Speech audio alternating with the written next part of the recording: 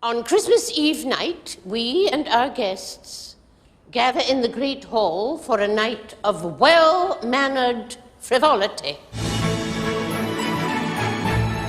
This year, there's the issue of the girls, the dancing and the Yule Ball. Everyone was dressed up. None of us had a clue what we were doing. I knew I was going to have to dance in front of everyone else. I'm afraid of falling or something, and everybody turned around pointing and laughing. All the kids were able to let loose.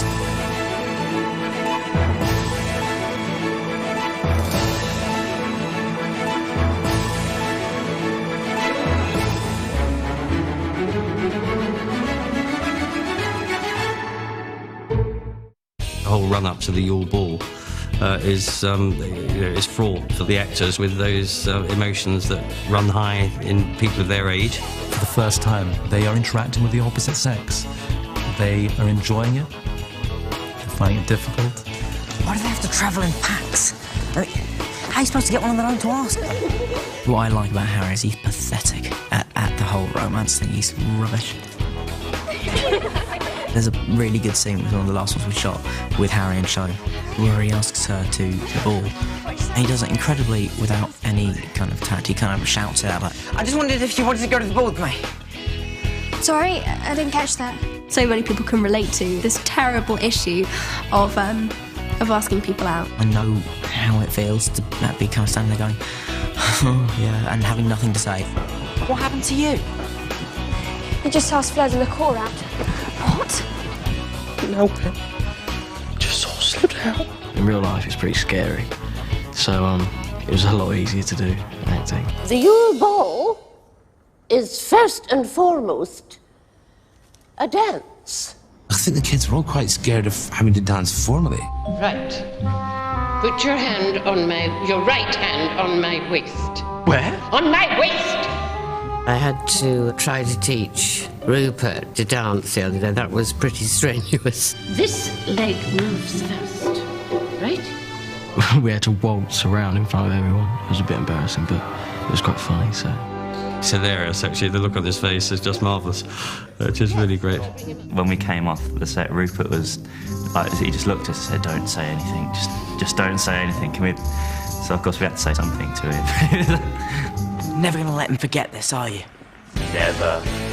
We had Wayne, wonderful Wayne, the choreographer, and they'd teach these kids to dance, some of whom could and some of whom, by God, could not.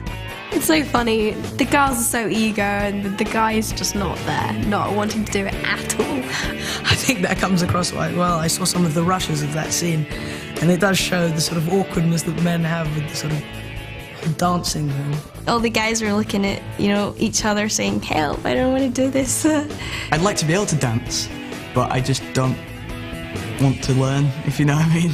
If everyone's got to do it, it's okay. If it's only you, then... But everyone's got to do it, so it's just a laugh. I've been doing my steps, I've been working my feet. You see my feet work? Yeah. The kids were quite excited about wearing something special. All the girls got to dress up and the guys were in tuxedos. Once you're in that costume and the tux and with your cloak on and everything, you do feel a lot more elegant. Mum sent me a dress. Mine is just, it's horrible. It's like pink lace all over it, covering like flowers. What are those? No, those! My dress robes. But they're all right. No lace, no dodgy little collar. Poor boy, every time he was wearing it, he really had to laugh. Yeah, I'm not really looking forward to wearing that.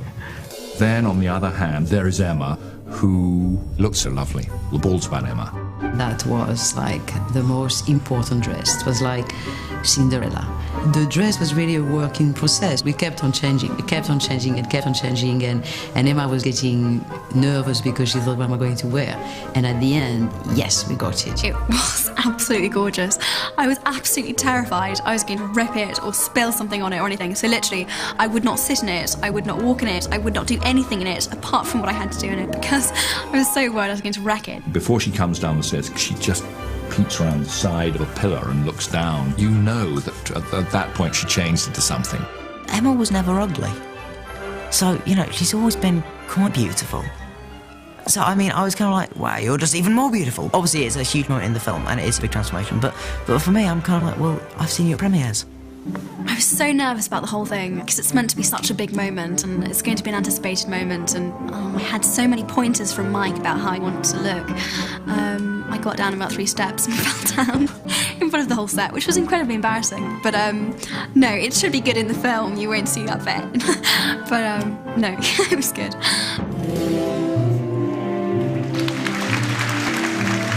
Walking into the set of the Yule Ball was absolutely amazing.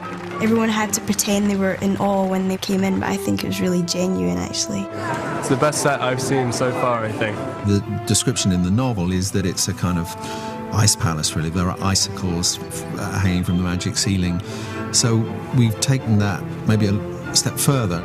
When I went in, I was absolutely gobsmacked. I cannot tell you how beautiful everything looked. You recognise it as exactly the same space, but the transformation is nonetheless pretty complete. The whole thing, of course, looked like Swarovski crystal and was stunning. Oh, this is my big dance day. How many times have I done it? I don't know. Everyone else had about 3 weeks. I only had about 4 days to learn because I was doing another scene, and so I'm quite proud of what I managed to do. But it was very hard, and I got to about halfway through, and then I would kind of just lose it completely. It is just a rehearsal. And you can see him on the screen. You can see dear old Dan, who works for absolutely everything. And at the minute, at any rate, things may change.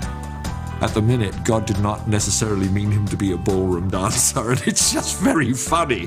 Because, of course, that's the character's dilemma, and there he is. He is absolutely his character at that point. But because Harry's not very good, I felt I should play it down. I would have liked to be very impressive. In my mind, I could see myself, everyone going, oh, he's such a good dancer, wow. And it didn't happen. And it needs to be much wilder. It's a bit like, yeah, a bit tame, yeah? Much wilder, yeah? It's part formal and part informal. So, yeah, that'll be a good first time you've seen a mosh pit at Hogwarts. You had to get these kids who would be completely abandoned to the music. They were marvellous at that. They completely lost themselves. They went, it's great. So now I will bow my hand. And I'm going to come over to the dark side. There you go. There were a lot of boys, a lot of girls, probably more in a more loose environment than we've ever had. And boy, did they have a blast. We all did. I have to say, it was really fun. I think what Mike is really trying to capture is the really awkward teenage stage where girls and boys are interested in each other, and neither of the sexes quite know how to be. It really kind of takes the whole boy-girl dating thing and sort of exaggerates it slightly, but just enough so it's still believable. And it's very funny. It was enormous fun.